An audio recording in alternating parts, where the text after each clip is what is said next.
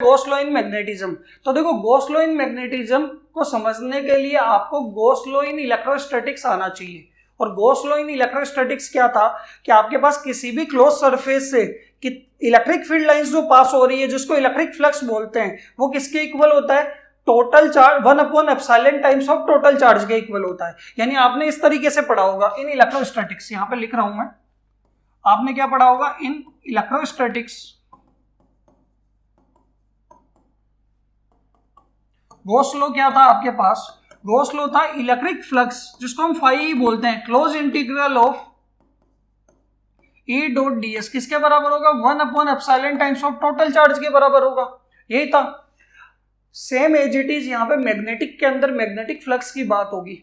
और आपको पता है इलेक्ट्रिक फील्ड और मैग्नेटिक फील्ड के अंदर क्या होता है? थोड़ा सा डिफरेंस होता है। क्या डिफरेंस होता है कि हम 1/ε0 को तो हम क्या लिखते हैं? म्यू नोट, या फिर आया समझ में कि 1/4πε0 को म्यू नोट अपॉन 4π लिख देते हैं। ई को क्या लिख देते हैं? हम बी लिख देते हैं। यही करते हैं। चार्ज की जगह हम क्या लिख देते हैं? पोल स्ट्रेंथ लिख देते हैं। यही चेंजेस होता है।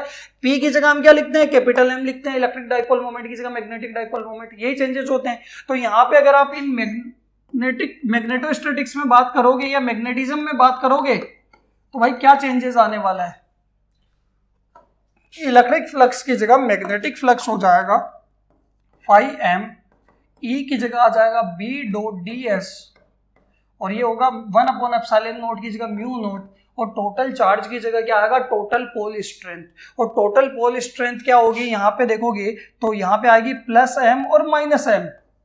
कितनी आएगी? +m और -m। और +m और -m कितनी हो जाएगी? 0। आया समझ में?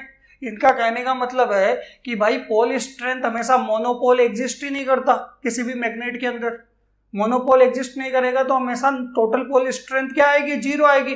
जैसे डाइपोल का टोटल चार्ज क्या होता है? 0 होता है। वहां पे भी डाइपोल का फ्लक्स हमेशा 0 आता है। तो यहाँ पे तो मोनोपोल एग्जिस्ट ही नहीं करता, तो टोटल पोल स्ट्रेंथ हमेशा क्या होगी? 0 ही होगी। यानी मैग्नेटिक फ्लक्स हमेशा किसके इक्वल आएगा? 0 के इक्वल आएगा। यानी गॉस लॉ इन मैग्नेटिज्म क्या होने वाला है? It states that the net magnetic flux through any close surface is 0।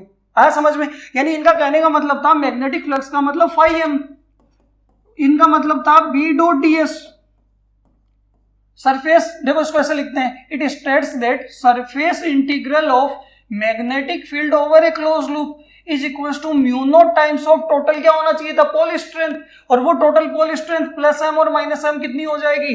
ये पूरा का पूरा 0। यानी ये बोलेंगे कि surface integral of magnetic field over a close loop is equal to 0, और उसी को हम क्या बोलते हैं? मैग्नेटिक फ्लक्स बोलते हैं। आया समझ में? तो ये आपके पास 0 आता है, इसीलिए इसके आगे एप्लीकेशन नहीं होते। वहां पे 0 नहीं आता टोटल चार्ज, हर चीज में चार्ज 0 नहीं होता, इसलिए वहां पे इसके एप्लीकेशन भी बनते हैं।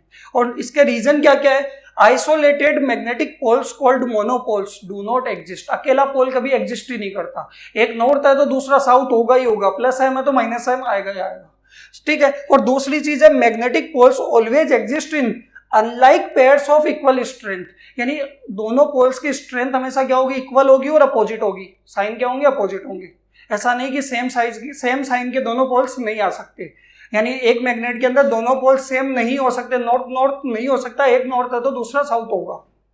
आया समझ में? ये Gauss law in magnetism. Clear है यहां तक? ये आपके पास पूरा डेरिवेशन वाला पोर्शन इस चैप्टर का खत्म हो गया है।